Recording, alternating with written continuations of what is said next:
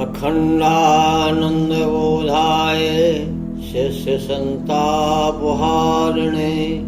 सच्चिदानंद रूपाय तस्मै श्री गुरुवे नमः। सर्वप्रथम साईं अरुण जी भेदी गुरु के चरणों में कोटि कोटि नमन बंदन। गुरु जी के द्वारा बताए हुए भेद से आज आप लोग संत बन गए। अब तक सुनते रहे हैं कि शिष्य तो बहुत बने और गुरु भी बहुत बने, लेकिन पहली बार ये सुना है ना कोई गुरु और ना कोई चेला। झूठम झूठ झमेला, क्या भेद क्या रहस्य। शायद इसी रहस्य को तुलसीदास जी ने भी रामचरितमानस में उजागर किया है। क्षण में समह मिले भगवाना, उमा मरमी ये कोई न जाना। ये ऐसा मर्म, ऐसा भेद है जिसे कोई जानता ही नहीं। फिर कौन जानता है? बोले जे जन है ते देह जनाई। अब जानने वाला कौन है? केवल राम। अर्थात निष्कर्ष यही निकलता है कि परमात्मा ही अपने बच्चों को ढूंढते हैं और परमात्मा ही स्वयं अपनाते हैं। हमारी औकात नहीं है कि हम परमात्मा को जान लें। फिर भी शास्त्रों में ज्ञान भक्ति वैराग्य 3 मार्ग बताए गए। ना जाने कितने पंथ माने भी रास्ता होता है, मार्ग माने भी रास्ता होता है। कितने रास्तों से लोग जो है परमात्मा को पाने के लिए प्रयासरत हैं। कोई चर्चा से परमात्मा को प्राप्त करना चाहता है, कोई मंत्र से परमात्मा को प्राप्त करना चाहता है। चाहे जितने साधन अपना लेना, लेकिन परमात्मा साधनों से किसी को नहीं मिलता। परमात्मा स्वयंभू है, वो स्वयं मिलता है। चलो आज का विषय रखते हैं, भक्ति क्या है। भक्ति के बिना मनुष्य का जीवन अधूरा है। व्यक्ति गरीब हो या अमीर हो, छोटा हो या बड़ा हो, उसे समय निकालकर भगवान की भक्ति अवश्य करनी चाहिए। भक्ति से परमात्मा तक पहुंचने का मार्ग सरल हो जाता है। भक्ति भक्ति भगवंत मणि, चतुर नाम बपु एक। इनके सुमरन से सदा मिटे सकल कलेश। समस्त कलेश जो है मिट जाते हैं। लोग कहते हैं भक्ति के लिए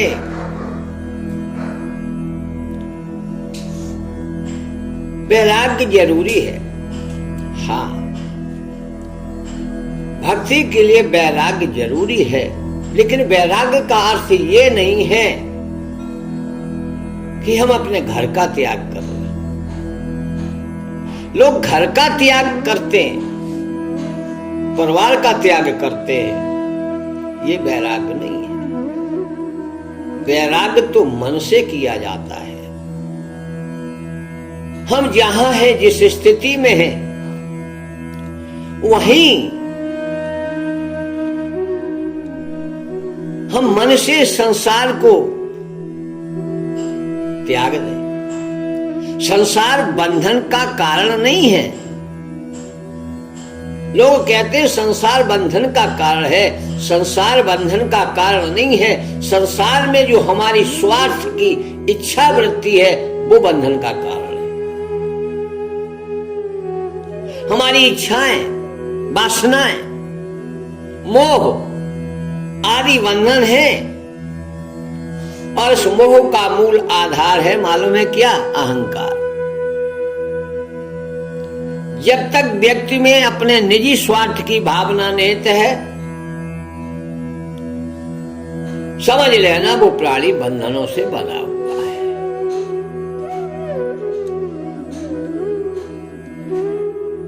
हाथी को वश में करने के लिए सबसे पहले उसे मोटी जंजीरों से बांधा जाता है, लेकिन जब वो बंध जाता है उसे आदत पड़ जाती है,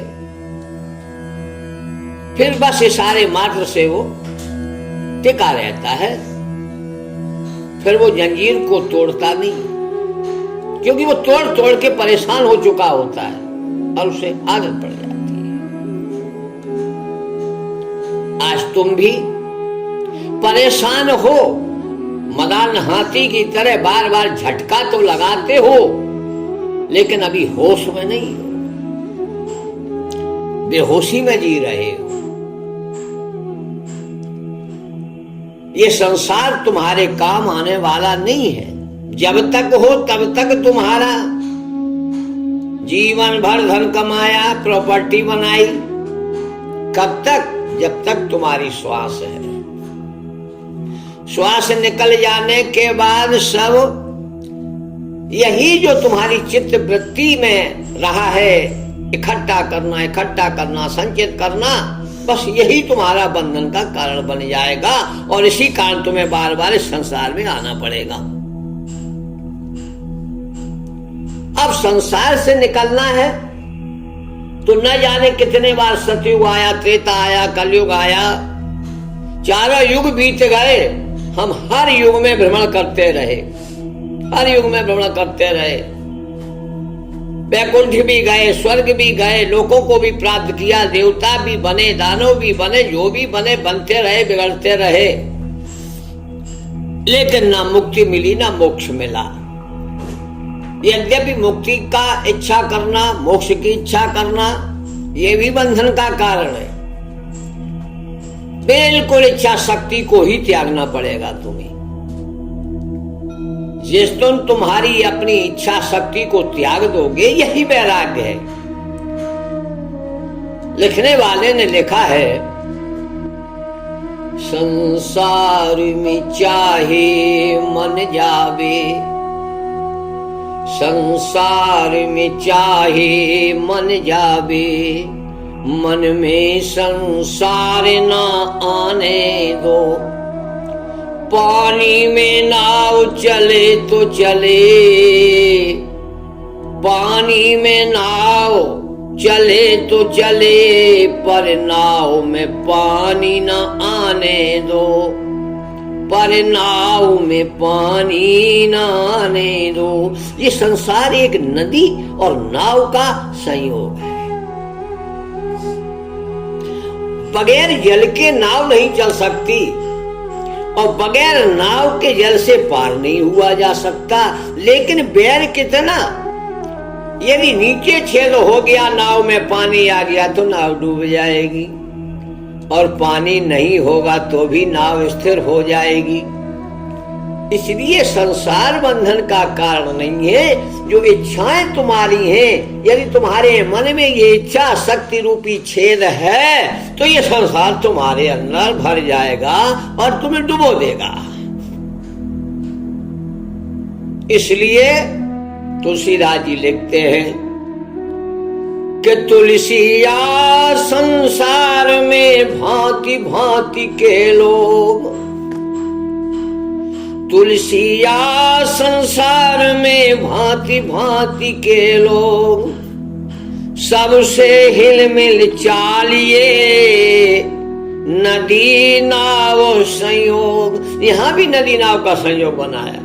संसार में हमें अपने पक्ष के लोग, विपक्ष के लोग हैं, हमारे अनुकूल चलने वाले, प्रतिकूल चलने वाले, हमारी स्तुति करने वाले, निंदा करने वाले, अनेक प्रकार के लोग मिलेंगे, लेकिन ना स्तुति में उलझना, ना निंदा में उलझना।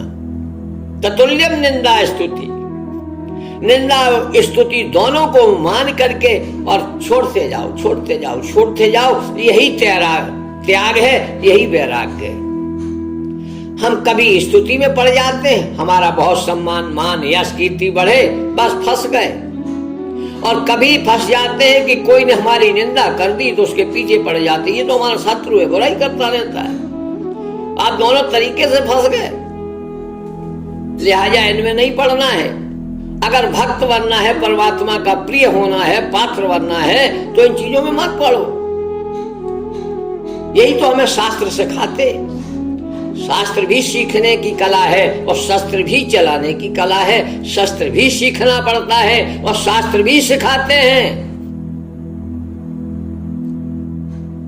इसलिए शास्त्रों को भी मानो और शस्त्रों को भी जानो। आप सगुण निर्गुण से परे परम तत्व परम परमात्मा के गुण रहस्य को समझ गए। परमात्मा ने तुम्हें अपनी अनुभूति करा ली। जो जनहिते देह जनैया, परमात्मा ने तुम्हें जनैया बना दिया है। अब तुम परमात्मा से भिन्न नहीं हो, अब आप योगी हो, क्योंकि आप परमात्मा से योग माने जुड़ चुके हो। आप एक संत महान योगी हो। और ऐसे योग में अब रहा तन मन, तो तन मन भी देखिए आप कितने सौभाग्यशाली है कि 24 में प्रवेश कर रहे हो। 24 का तो बहुत पुण्य है। 24 का वर्णन शास्त्रों में लिखा है। 24 अक्षर परम पुनीता, इनमें बसे शास्त्र श्रुत गीता। जितने भी शास्त्र हैं, गीता है, उपनिषद है, पुराण है, जो भी है, सब इन्हीं 24 अक्षरों में बने हुए हैं। हमारा शक्ति मंत्र, गायत्री मंत्र, जो ब्रह्म स्वयं ब्रह्म सरस्वती, वो भी 24 अक्षर की है। गायत्री में भी 24 अक्षर है और हम 24वीं वर्ष में भी हैं। वाह, क्या कहना, मानव जन्म धन्य हुआ। आज सगुण रूप में देखिए परमात्मा का प्राकट्य 22-24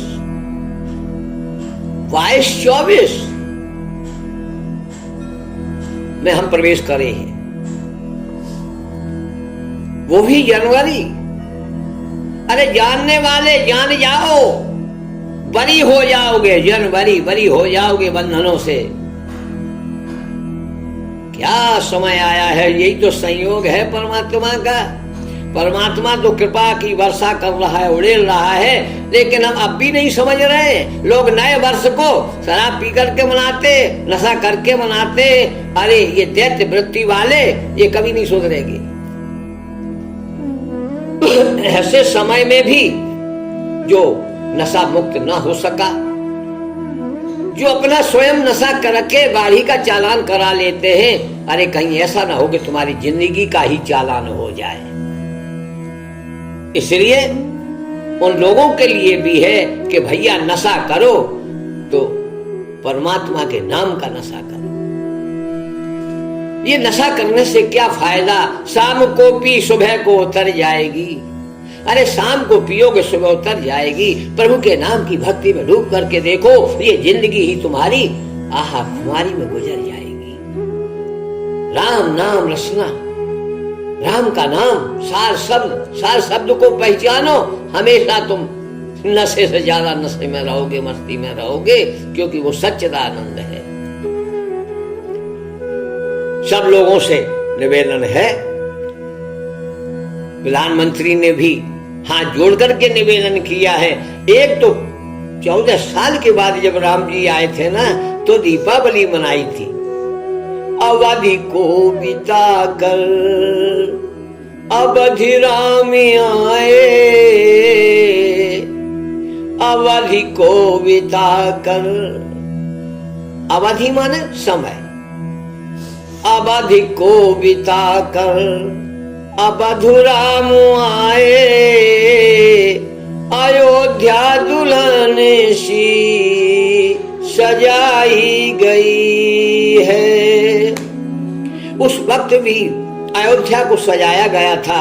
अयोध्या जहाँ युद्ध ना हो, जहाँ वैर ना हो, जहाँ एक दूसरे के प्रति घृणा, आशा, तृष्णा, मोह, अपारण ना हो, ऐसा जीवन, ऐसा मानव तन, ऐसा घर धन्य है। वही घर अयोध्या है, वही तन अयोध्या है, जहां किसी के प्रति ईर्षा द्वेष का भाव ना हो। तो क्यों न हम आज इस पावन पर्व पर 22 जनवरी पर हम अपने हृदय को निर्मल करें, हम अपने मन में बसे हुए कलुषित विचारों को निकाल दें और हम अपने परिवार में एकत्र हो करके आज अपने घर को ही अयोध्या बनाएं। अयोध्या बनाएं, घर में ही राम प्रकट हो। वहां अयोध्या में प्राण प्रतिष्ठा होगी। आज तुम अपने प्राणों में परमात्मा के नाम की प्राण प्रतिष्ठा कर लो। अरे ये सौभाग्य फिर नहीं मिलने वाला है।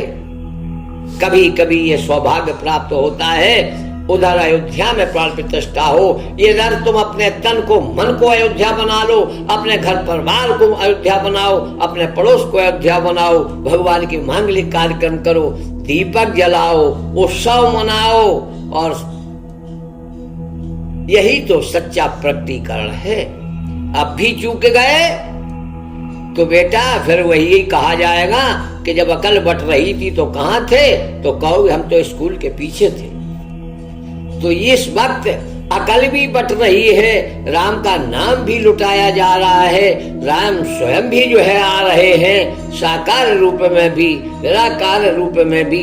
अब भी तुम अपने तन मन को, अपने घर परिवार को, अपने नगर मोहल्ले को, अपने मंदिर मस्जिद को निर्मल नहीं कर पाए तो जीवन में ये सौभाग्य तुम्हें दोबारा प्राप्त होने वाला नहीं है। ध्यान रखना, 84 में जाओगे, भटकोगे, अटकोगे, लटकोगे, तब इस बात को याद करोगे कि हमने संतों की वाणी को नहीं सुना, सुना भी तो हमने नहीं माना, माना भी तो हमने ठुकरा दिया। अरे जीवन तुम्हारा बेकार हो जाएगा। बड़े भाग्य मनुष्य तन पावा, मनुष्य शरीर पाए तो भाग्य है, और मनुष्य जीवन में सत्संग मिल जाए तो ये सौभाग्य है। इस सौभाग्य की घड़ी को मत भूलना, 22 जनवरी को मत भूलना, 24 को मत भूलना, क्योंकि ये 24 पुण्य है। यही शास्त्र, यही वेद, यही ज्ञान है। इसको संभाल लेना, दोबारा में 22-24 आने वाला नहीं है। रमैया राम नमो नमः, रमैया राम नमो नमः।